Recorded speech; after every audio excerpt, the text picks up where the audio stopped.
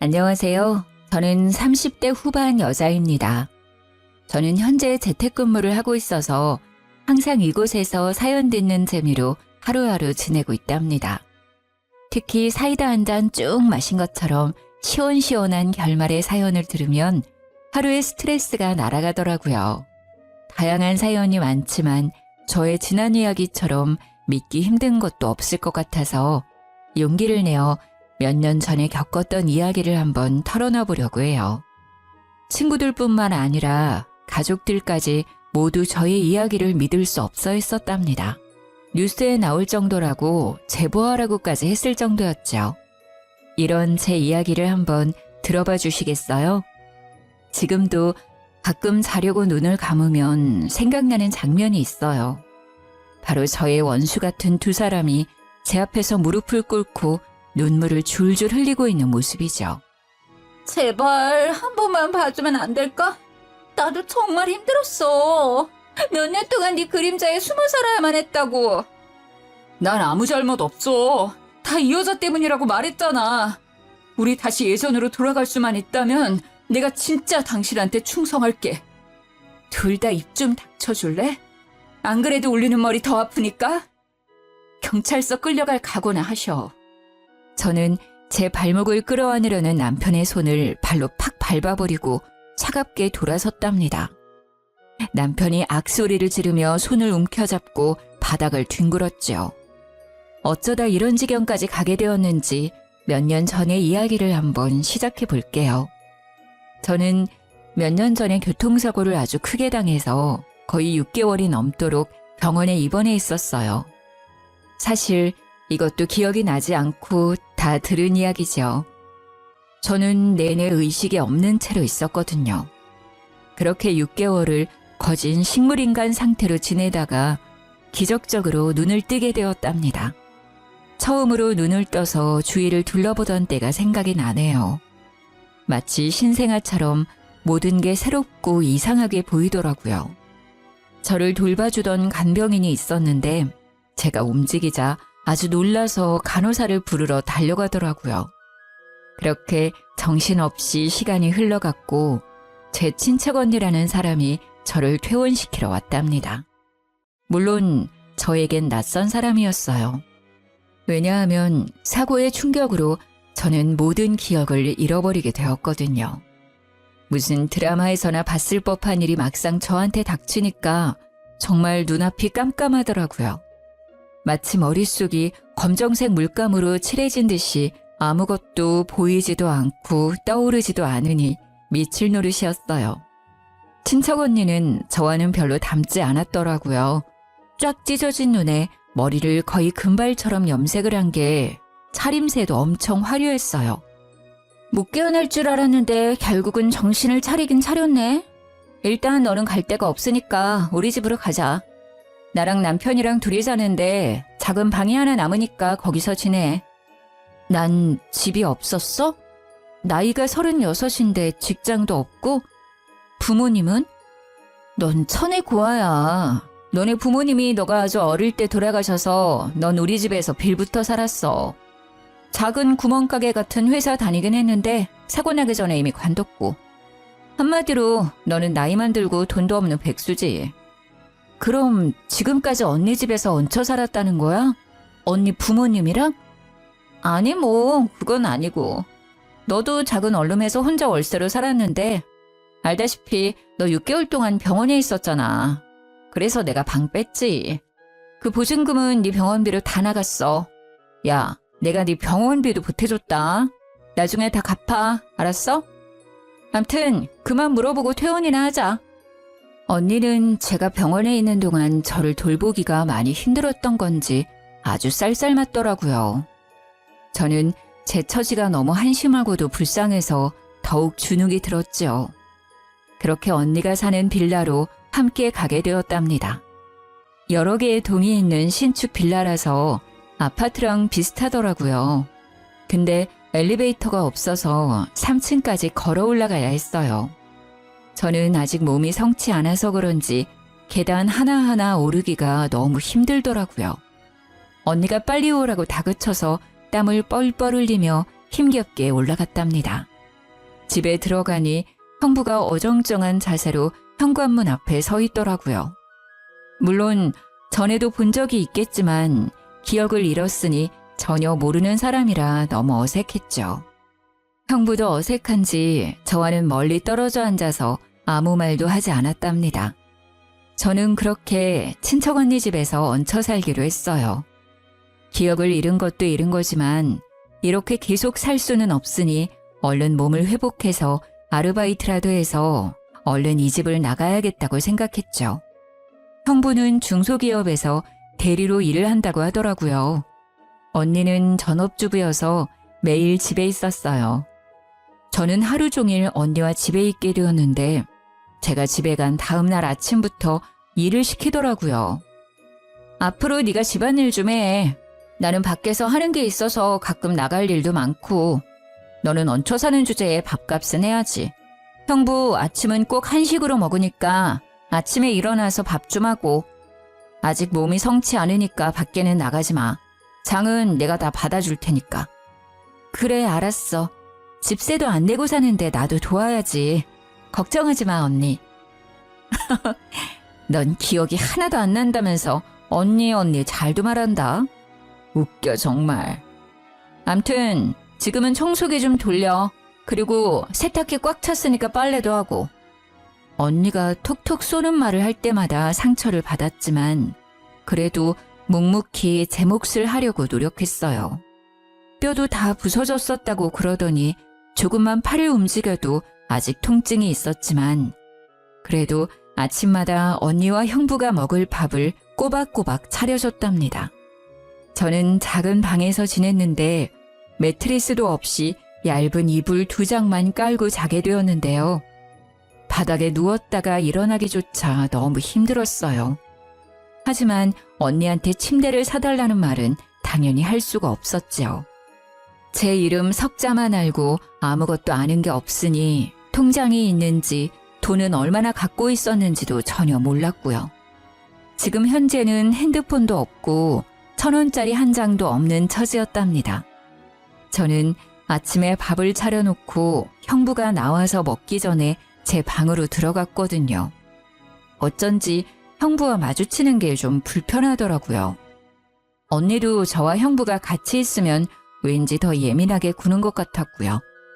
당연히 말도 안 되지만 혹시나 오해를 받을 수도 있으니 아예 마주치지도 않으려고 노력했어요. 형부가 저녁에 돌아오기 전에 저 혼자 대충 밥을 먹고 두 사람이 먹을 저녁을 식탁에 차려놓았고요. 둘이 밥을 먹을 땐 전 방에 들어가 있었답니다. 언니와 형부는 사이가 엄청 좋은지 둘이 낄낄거리며 웃는 소리가 자주 들렸죠. 그렇게 시간은 흘러가고 전 마치 창살 없는 감옥에서 사는 것처럼 너무 답답했답니다. 너 바닥 닦을 때 그 밀대로 하지 말고 손걸레로 박박 닦아. 대충대충 하니까 바닥에 때가 덕지덕지 붙었잖아. 너 일 똑바로 안 해?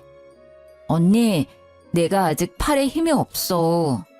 그리고 쪼그려 앉으면 무릎이 너무 아파. 그냥 밀대로 하면 안 될까? 내가 대신 2번 밀게. 6개월이나 누워있어 놓고 아프긴 뭐가 아파? 뼈도 예전에 다 붙었겠다. 엄살 떨기는. 잔말 말고 손걸레로 빡빡 문질러. 얼른! 그리고 내가 다시 한번 말하지만 너 절대 안방은 들어가지도 말고 청소도 하지 마. 알았어? 언니가 계속 째려보면서 할 때까지 시키는 바람에 저는 거실 전체를 쭈그린 자세로 손걸레질을 다 해야만 했어요. 서러운 것보다 뼈마디가 찌릿찌릿 통증이 와서 정신이 아득해질 정도였죠. 그날 밤엔 너무 아프고 제 처지가 처량해서 혼자 펑펑 울었답니다. 그나마 안방은 청소를 안 시키는 게 다행으로 느껴질 정도였죠. 안방에 있는 언니와 형부의 웃음소리가 어찌나 큰지 제 방까지 들릴 정도였어요. 저는 이렇게 슬픈데 한 집에 사는 두 사람은 뭐가 저렇게 신나는지 원망스럽더라고요. 거기다 둘은 야식을 엄청 자주 시켜 먹었는데 배달이 오면 안방으로 쏙 가지고 들어가더라고요. 먹는 걸로 구차하게 말하고 싶지 않아서 그저 모르는 척 했는데요. 너무 화가 나는 건 다음날 아침에 주방으로 나가보면 야식을 먹은 일회용 용기와 쓰레기가 널브러져 있었죠. 제가 아침밥을 차려야 하니까 어쩔 수 없이 이를 악물고 치울 수밖에 없었어요.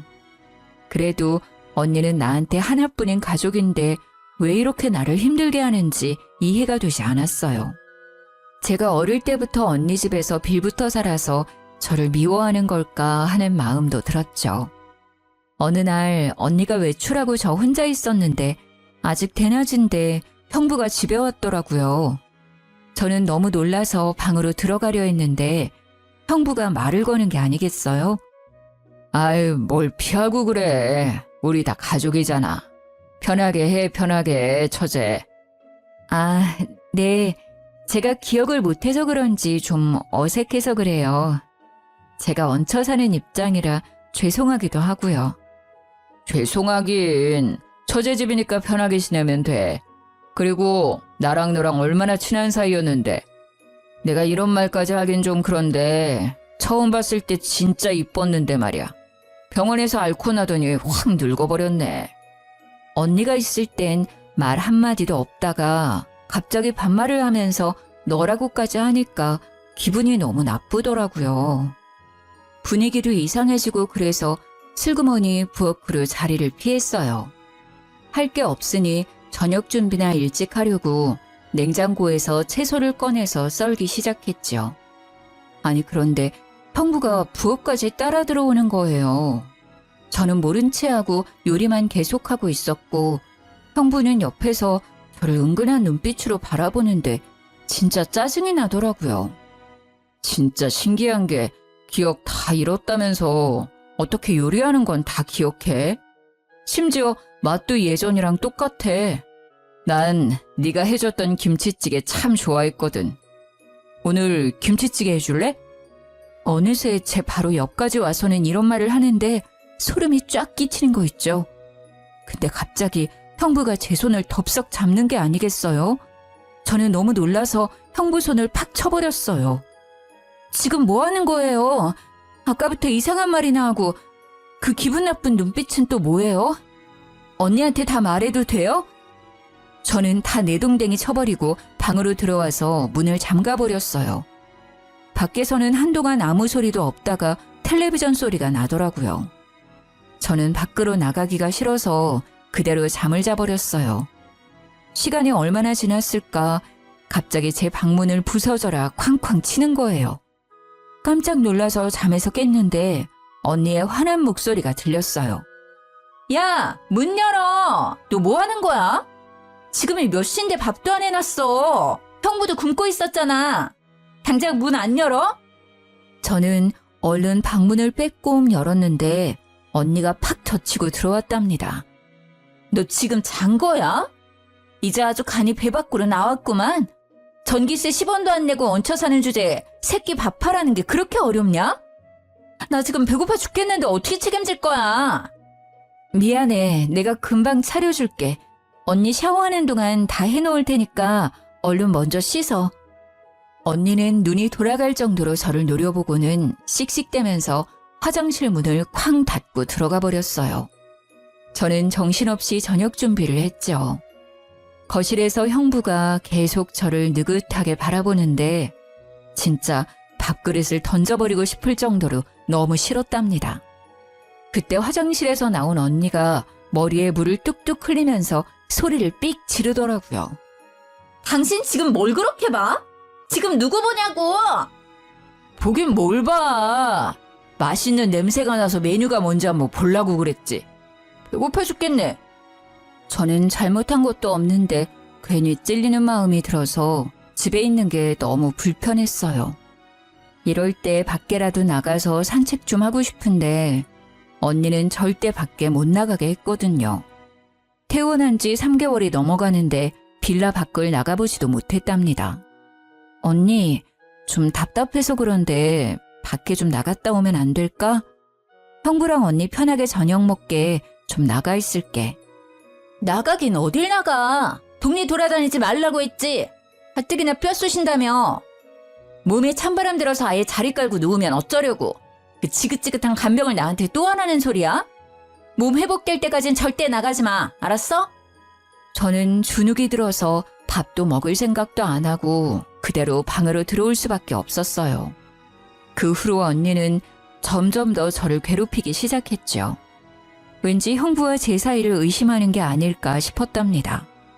언니는 집에서 하루 종일 저를 감시하다시피 했어요. 제가 낮잠 좀 자려고 누우면 불이 나게 와서는 팔자 좋다면서 자꾸 억지로 일을 만들어 시키곤 했죠. 하루는 소파에 앉아서 매니큐어를 바르고 있다가 저한테 이러더라고요. 너 밖에 나가고 싶댔지? 1층에 생수 배달 왔거든? 그것 좀 다 가지고 올라와. 6개니까 빨리. 저는 그렇게 몇 달 만에 계단을 내려갔네요. 천천히 내려가 보니 1층 출입문 앞에 생수 6박스가 쌓여져 있는 게 아니겠어요? 저는 6병을 말하는 줄 알았는데 말이죠. 너무 놀라서 입을 쫙 벌리고 한참을 서 있었는데 3층에서 언니 목소리가 날카롭게 들려왔어요. 제사 지내니? 빨리 하나씩 들고 올라오라니까. 언니, 너무 무거워서 못 들 것 같아. 혼자 계단 올라가는 것도 힘든데 이걸 어떻게 들고 올라가. 해보지도 않고 깨부터 쓰는 거 봐. 일단 들어봐. 그런 것도 해야 힘도 기르는 거지. 빨리. 저는 울상을 지으며 한 박스를 들고 계단을 오르기 시작했어요. 이를 악물고 한 계단씩 내딛는데 진짜 힘들더라고요. 땀을 뻘뻘 흘리면서 한 박스를 겨우 갖다 놓았답니다. 안간힘을 써서 두 번째 박스를 올려다 놓았는데 진짜 몸에 경련이 오는 것처럼 뻣뻣해지더라고요. 제 모습을 보고 언니도 놀랐던지 한마디 했죠. 야, 됐다. 하나 더 날랐다간 아주 장사 지낼까 무섭네. 나머진 형부한테 하라고 할 테니까 들어와. 간신히 방까지 기어들어가서 이불에 누워 한참을 있으니 점점 몸이 안정이 되더라고요. 제가 생수 한 상자도 못 들 정도로 몸이 약해진 것도 너무 속상하고 이런 대우를 받으면서도 이 집에 붙어 있어야만 하는 제 처지가 너무 슬펐답니다. 아르바이트를 구하려고 해도 인터넷으로 좀 알아보고 해야 하는데 핸드폰이 없으니 너무 불편했어요. 세상 돌아가는 것도 하나도 모르고 진짜 감옥 안에 있는 것 같았죠. 그렇게 한 달 정도 더 흐르고 더 이상 참을 수가 없어서 언니한테 말을 해봤어요. 언니, 진짜 미안한데 나 핸드폰 하나만 구해주면 안 될까? 중고도 괜찮아. 맨날 집에만 있는 게 핸드폰이 왜 필요해? 이젠 좀 살만해졌나 보지? 나도 돈 없어. 코딱지만한 빌라에 사는 거 보면 몰라? 핸드폰 같은 소리 하고 있냐 진짜. 언제까지 이렇게 얹혀 살 순 없잖아. 나도 일도 구하고 작은 방도 알아보고 하려면 핸드폰 하나는 있어야지. 부탁할게. 아이고, 생수 박스도 못 드는 게 밖에서 잘도 일을 하겠다. 돈 버는 게 장난이야? 넌 가만히 있는 게 도와주는 거야. 그딴 생각하지 말고 얼른 밥이나 해. 하루는 밖에 날씨가 너무 좋아서 바람을 너무 쐬고 싶더라고요. 마침 주말이라 언니와 형부도 오랜만에 나가더라고요. 저는 이때다 싶어서 잠깐만 나갔다 오려고 밖으로 나갔답니다. 정말 감옥에서 탈출한 죄수라도 된 것처럼 밖의 공기가 이렇게 시원하고 좋을 수가 없었네요.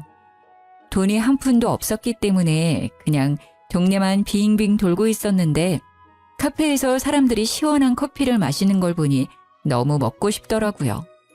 그래서 멍하니 카페 안을 들여다보고 있었어요. 그때 누군가 제 어깨를 톡톡 치는 게 아니겠어요? 순간 언닌가 싶어서 너무 놀라 뒤를 돌아봤답니다. 맞네, 맞아. 세상에, 드디어 집에 온 거야? 도대체 그동안 어디 있었어? 아무리 연락해도 전화 한 번을 안 받아서 얼마나 걱정했는지 알아? 네? 누구세요? 저를 아세요? 어머, 이게 무슨 말이야. 날 몰라?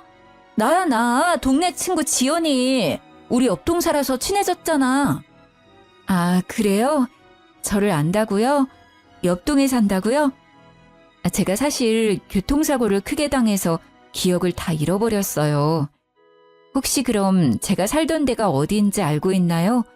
너무 답답한데 저를 안다니 저 좀 도와주세요. 그게 정말이야? 살던 데가 어디냐니? 이 동네가 자기가 살던 데잖아. 저 빌라에서 지금 나온 거 아니야? 일단 여기 좀 들어가서 얘기해 그럼. 여자는 저를 카페 안으로 데려가서 케이크와 커피도 사주었답니다. 저는 그동안 있었던 모든 일을 이야기했고 여자는 심각하게 듣다가 고개를 갸웃거렸어요. 지금 사는 집에서 형부랑 언니랑 산다고? A동 300요 맞는 거지? 그럴 리가 없는데. 자기 남편은 어디 갔어? 남편이요? 제가 결혼을 했었어요? 전 부모님도 없고 지금까지 혼자 살았다고 그랬는데요. 부모님이 없다고? 자기 부모님 근처 사시잖아. 나도 뵌 적 있는데 무슨 소리야? 아니 도대체 이게 무슨 말인지 도통 이해가 안 가네. 일단 우리 집에 잠깐 들렀다가 내가 썼던 핸드폰 개통해서 줄 테니까 그걸로 연락하자. 친구라는 여자는 진짜 제가 사는 빌라의 옆동에 살고 있었어요. 집에 들어가니 왠지 낯설지 않은 기분이 들었답니다. 친구는 저에게 핸드폰을 건네주었고 번호도 알려주었답니다. 친구의 말을 들으니 더욱 머릿속이 혼란스러워지기 시작했어요. 내가 결혼도 했고 부모님도 살아계시다면 다들 어디에 있는 거고 친척 언니는 저에게 왜 거짓말을 한 건지도 궁금했죠. 아니면 오늘 처음 만난 친구라는 여자가 거짓말을 하고 있을지도 모르는 거고요. 저는 헝클어진 실타래 마냥 뒤죽박죽인 머릿속을 감당하기가 힘들었답니다. 어떻게든 기억을 되찾는 게 최선의 방법일 것 같았죠. 언니에게 말을 꺼냈다가 더욱 힘든 상황에 처할 수도 있고 아무도 믿을 수 없다는 생각이 들었거든요. 저는 친구에게 받은 핸드폰으로 기억을 찾기 위해 여러모로 검색도 해보고 방법도 찾아보기 시작했어요. 하지만 쉽게 돌아오지 않는 기억에 하루하루 좌절만 더해갔답니다. 기억을 찾으려고 노력할수록 머리가 띵하게 아프거나 이명이 생길 정도로 멍해지는 날들이 늘어갔어요. 그럴 때는 아무것도 하지 못하고 누워있거나 앉아있어야 좀 진정이 될 정도였죠. 그날도 갑자기 귓속부터 삐익 울리며 머리 전체가 쿵쿵 울리길래 거실 소파에 주저앉아 있었어요. 안방에서 나온 언니가 저를 보더니 소리를 지르더라고요. 야, 앉아서 뭐하니? 형 볼 시간 다 됐는데 쌀도 안 씻어놨네. 이게 또 기어오르려고 아주. 당장 안 일어나? 저는 대답도 못할 정도로 머리가 울려서 그저 얼굴만 찡그리고 움직이지 못하고 있었어요. 언니는 제가 대답을 안 하자 더욱 화를 내기 시작했죠. 이게 이젠 대꾸도 하네? 그래, 내가 지금까지 너무 착하게 대했지? 이게 아주 기어올라. 언니는 순식간에 제 머리채를 잡고 흔들기 시작했답니다. 저는 너무 아파서 악 소리를 질러댔어요. 언니는 제 머리를 좌우로 흔들어대더니 팍 놓아버리더라고요. 제가 바닥에 주저앉아 있자 제 뒤통수를 빡 갈기는 게 아니겠어요? 저는 순간 억 소리를 지르며 몸이 앞으로 구부러졌죠. 갑자기 머릿속에서 번개가 치는 것처럼 번쩍하더니 마치 전선이 이어지는 것 같이 찌릿찌릿하더라고요. 나 너무 머리가 아파.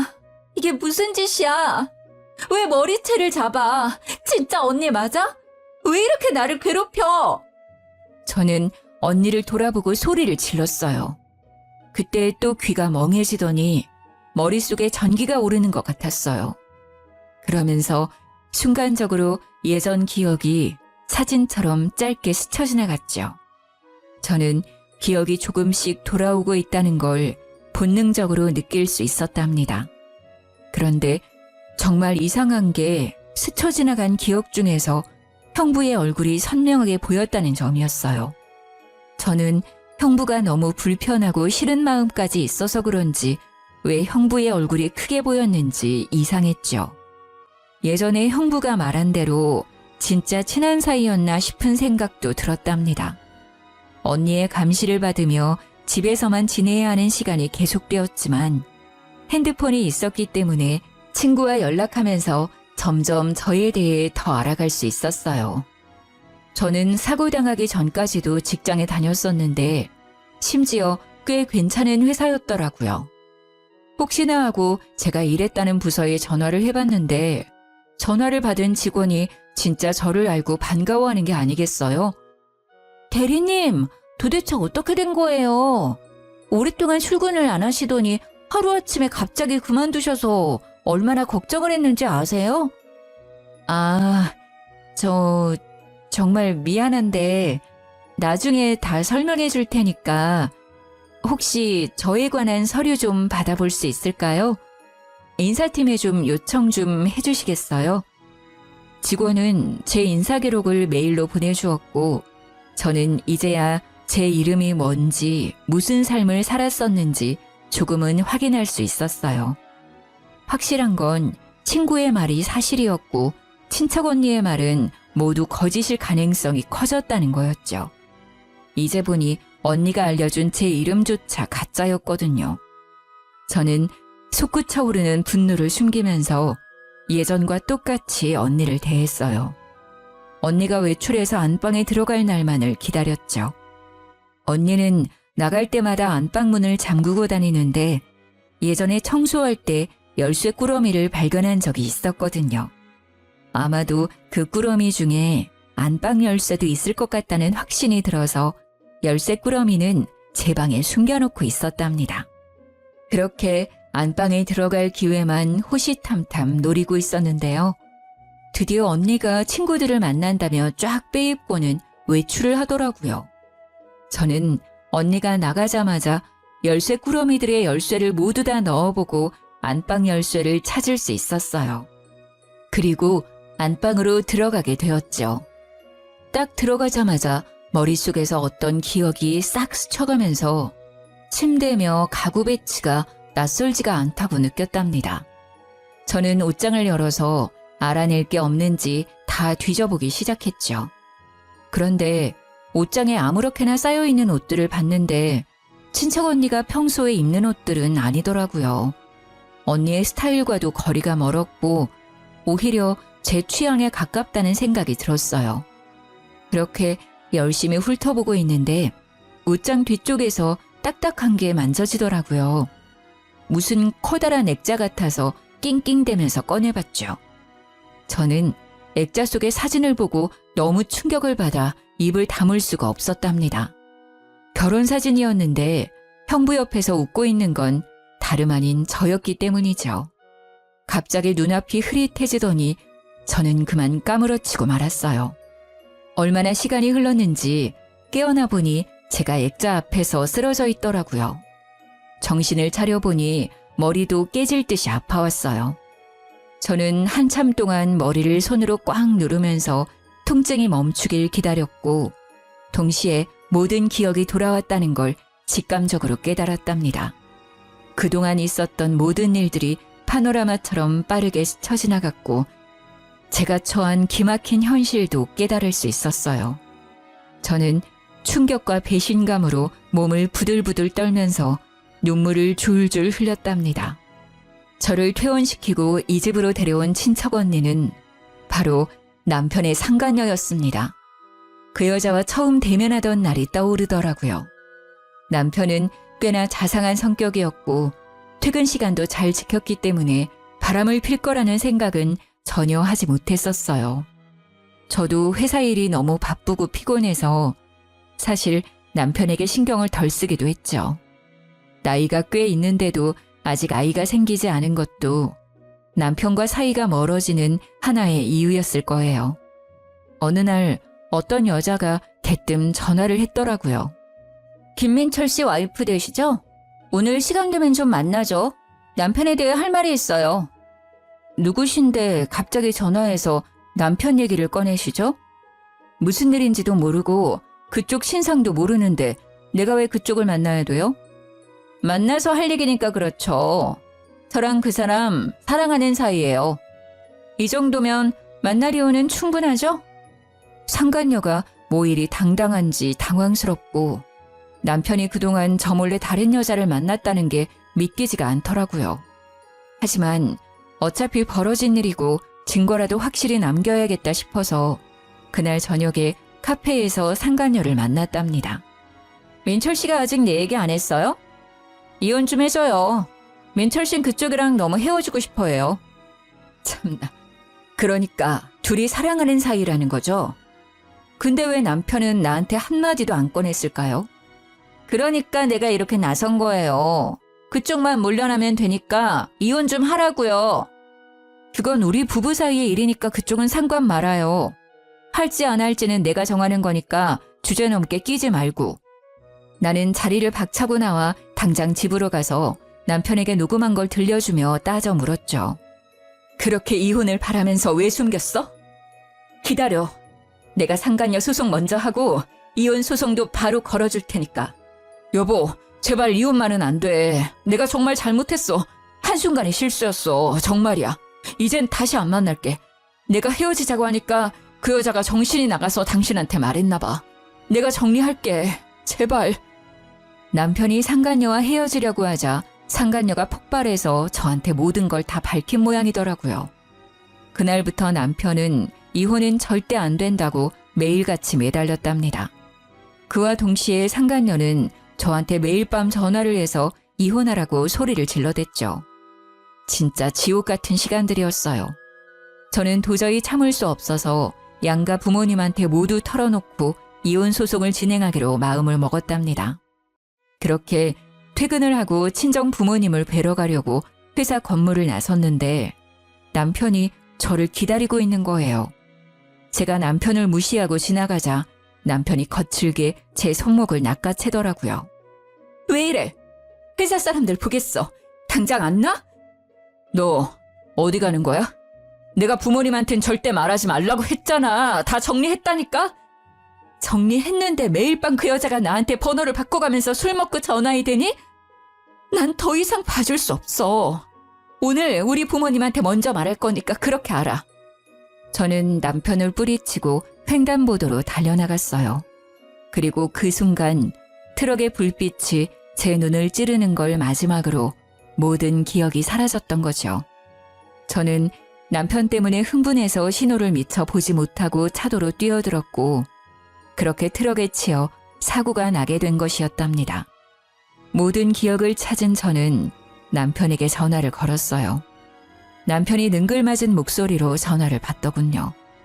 처제가 웬일로 나한테 전화를 다 했어? 무슨 일이야? 언니 지금 집에 없어? 네, 언니 지금 집에 없는데요. 형부, 죄송한데 지금 바로 와주시면 안 될까요? 제가 몸이 안 좋아서요. 전화를 끊고 거의 1시간 만에 남편이 눈썹을 휘날리며 달려왔더군요. 소파에 앉아있는 저를 보더니 제 옆에 착 달라붙어 앉더라고요. 처제, 어디가 아파? 내가 좀 봐줄까? 방이 좀 눕지 그래. 처제 같은 소리하고 자빠졌네. 너 도대체 나한테 무슨 짓을 저지른 거야? 이 짐승만도 못한 놈아. 제가 돌변해서 소리를 지르자 남편이 입을 떡 벌리고 저를 쳐다보더라고요.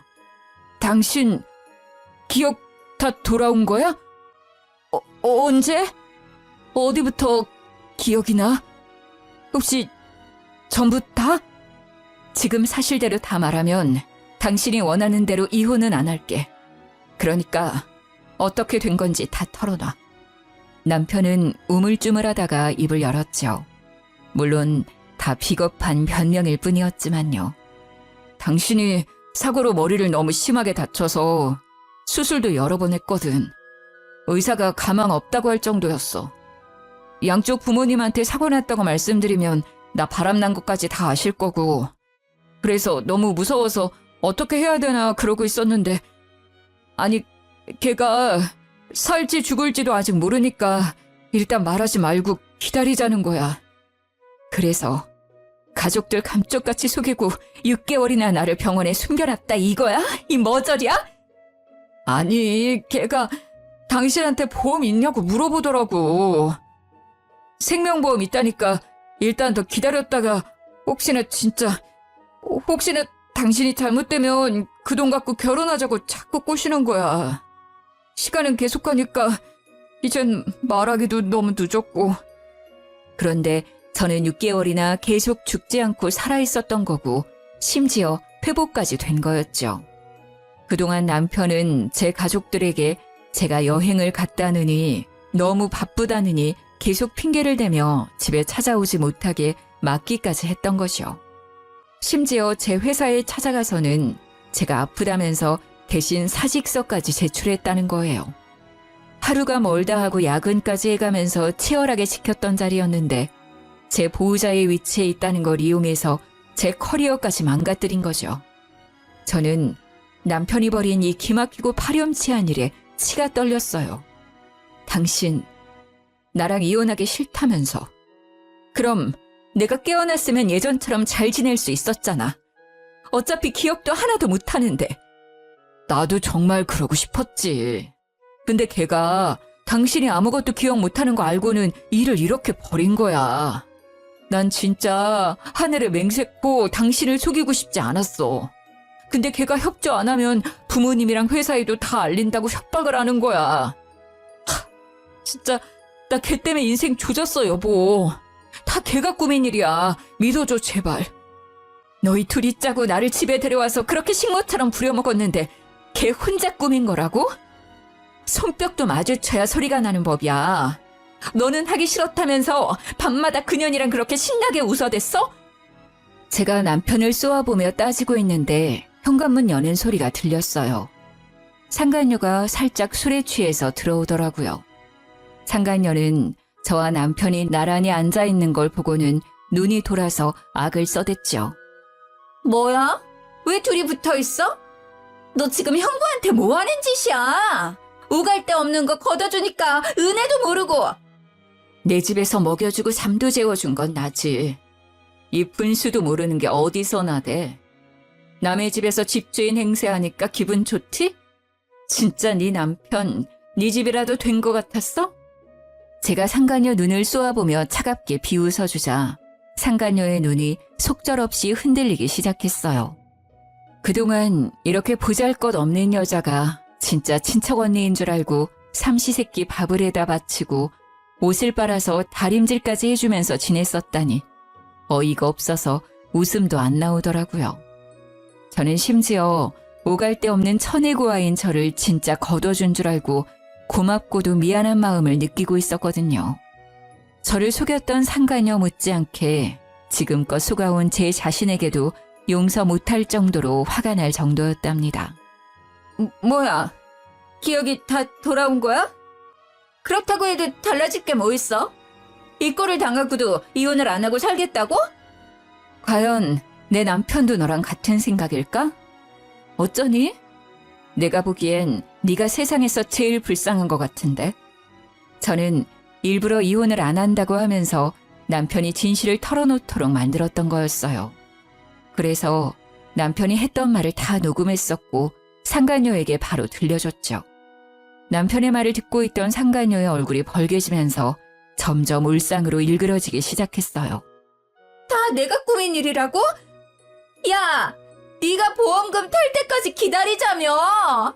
내가 그동안 너 때문에 얼마나 고생을 했는데 네가 나한테 이럴 수 있어? 나한테 다 뒤집어 씌우겠다 이거야? 야, 다 너 때문이야. 내가 진작에 헤어지자고 했잖아. 네가 멀쩡한 가정을 파탄낸 거고 다 네가 저지른 거야. 내 인생 책임져. 상간녀가 분에 못 참아 남편의 뺨을 세게 때렸답니다. 그러자 남편이 눈이 돌아가면서 상간녀의 머리채를 휘어잡고 마구 흔들기 시작하더라고요. 저는 둘이 보기 흉하게 육탄전을 벌이는 모습을 소파에 앉아 물끄러미 바라보았답니다. 얼마 지나지 않아 힘이 빠졌는지 둘이 씩씩대며 서로 노려보고 있더라고요. 저는 조용히 두 사람 앞으로 다가갔죠. 그리고는 남편과 상간녀의 뺨을 번갈아가며 세게 내리쳤어요. 제가 몸이 약해져서 그런지 마음먹은 것처럼 때리지를 못하니 너무 속상하더라고요. 때릴 사람은 난데 왜 니네 둘이 치고받고 난리야. 서로 그만 탓하고 너희 둘이 사이좋게 같이 콩밥 먹으러 들어갈 거니까 각오나 하고 있어. 그때 남편이 무릎을 꿇고는 종아리를 잡고 늘어졌어요. 상간녀도 그 옆에 털썩 주저앉더라고요. 여보, 제발 한 번만 용서해줘. 앞으로 허튼 짓 안 하고 당신 말만 듣고 살게. 제발 한 번만 믿어줘.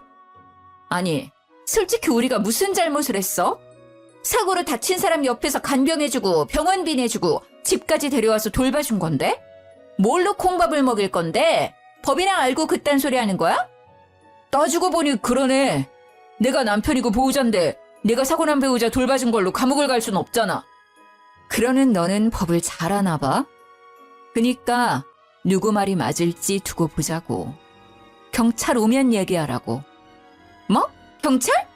내가 왜? 내가 왜 경찰서에 가야 돼? 상간녀가 저를 위협하듯이 확 다가와서 때릴 것 같은 포즈를 취하는 게 아니겠어요? 자기의 잘못을 전혀 반성하지 않는 모습에 기가 막히더라고요. 그때 마침 제 연락을 받고 오신 친정 부모님이 현관문을 박차고 들어오셨답니다. 이 짐승만도 못한 놈아. 네가 감히 우리를 속이고 내 딸을 못 보게 숨겼다 이거야? 바람까지 핀 주제에? 너 이놈, 오늘 네 제삿날이다. 친정아버지는 남편을 마구잡이로 때리기 시작했어요. 남편은 몸을 수그린 채 맞기만 하고 있었답니다. 친정어머니는 그 사이에 상간녀의 머리채를 잡고 마구 쥐어뜯기 시작하셨죠. 상간녀의 비명소리가 어찌나 큰지 빌라 전체에 울려 퍼질 정도였어요. 그 소란이 벌어지는 사이 미리 연락해두었던 경찰도 집으로 들어왔답니다. 두 사람은 나란히 수갑이 채워진 채로 현장에서 체포되었어요. 밤에 소란스러운 소리와 경찰까지 출동하자 빌라 앞은 구경하는 사람들로 가득했죠. 저는 부끄러운 건 아는지 얼굴을 애써 가리며 경찰차에 오르는 두 사람을 창가로 바라보았답니다. 그날 이후로 남편과는 다시는 만나지 않았어요. 두 사람은 죄질이 워낙 나빴기 때문에 다양한 죄목을 적용받아서 재판을 앞두고 있는 형편이 되었죠. 변호사 말로는 감옥에 갈 확률이 높다고 하더라고요. 제가 건 이혼 소송과 상간녀 소송은 그 두 사람에겐 제일 약한 재판이었을 거예요. 저는 위자료로 공동명의였던 빌라를 받을 수 있었답니다. 상간녀에게 위자료를 받아낸 것은 당연한 거였고요. 저는 그 집에서 당했던 일은 생각도 하기 싫었기에 바로 빌라를 팔아버렸어요. 그리고 지금은 친정 부모님과 함께 지내고 있답니다. 아직 사고 후유증으로 몸이 약해진 상태라서 간단한 재택근무를 하면서 지내고 있죠. 부모님의 보살핌을 받으며 음식도 잘 챙겨 먹다 보니 확실히 점점 몸이 나아지는 기분이 든답니다. 점점 원래의 제 삶과 일상으로 돌아오고 있죠. 하지만 지금도 가끔 밤에 악몽을 꾸기도 해요. 아직도 그 빌라의 작은 방에서 노예처럼 지내면서 혼자 울며 잠들었던 날들이 떠올라 가슴이 철렁하기도 하고요. 저한테 어떻게 그런 일이 벌어졌는지 기가 막힐 뿐이죠. 그것도 평생을 약속했던 남편이란 사람한테 그런 일을 당하다니. 그를 사랑하고 선택했던 제 삶이 쓸모없이 느껴지는 날도 많았답니다. 하지만 이제는 다 털어내고 다시 앞으로 나아가야겠죠. 지금 이 사연을 들으시는 분들도 힘든 일이 분명히 있으실 거예요. 하지만 우리 다시 힘을 내서 이겨내보아요. 지금까지 제 사연을 들어주셔서 감사합니다. 행복하세요.